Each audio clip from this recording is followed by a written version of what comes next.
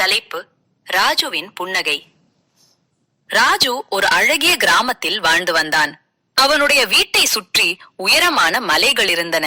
ராஜு எப்போதுமே தனிமையாக இருப்பான். அவனுக்கு தினமும் வருத்தமாக இருந்தது. அவன் மற்ற குழந்தைகள் விளையாடுவதை பார்த்தான். ஆனால் அவர்களுடன் சேரவில்லை. அவன் ஒரு சிறிய கல்லை தனியாக உதைத்துக் கொண்டே இருந்தான். ஒரு மாலை பொழுதில் சூரியன் மறைந்து கொண்டிருந்தது. ராஜு திருமதி லீலா என்ற ஒரு வயதான பெண்ணை பார்த்தான்.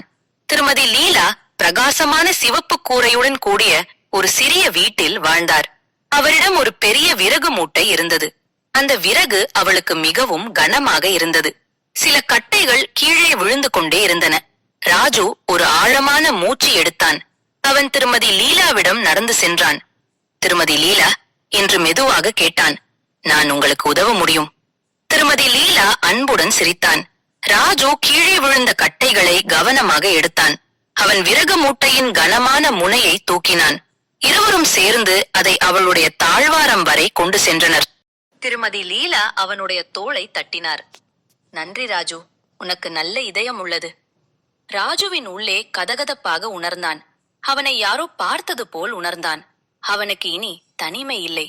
அவன் அங்கேயே இருந்து திருமதி லீலாவின் தோட்டத்திற்கும் தண்ணீர் ஊற்றினான். மறுநாள் காலை ராஜு மகிழ்ச்சியாக இருந்தான். அவன் திரு சர்மாவை கண்டான். ராஜு திரு சர்மாவுக்கு அவருடைய ஆடிக்கொண்டிருந்த கேட்டினை சரி செய்ய உதவினான்.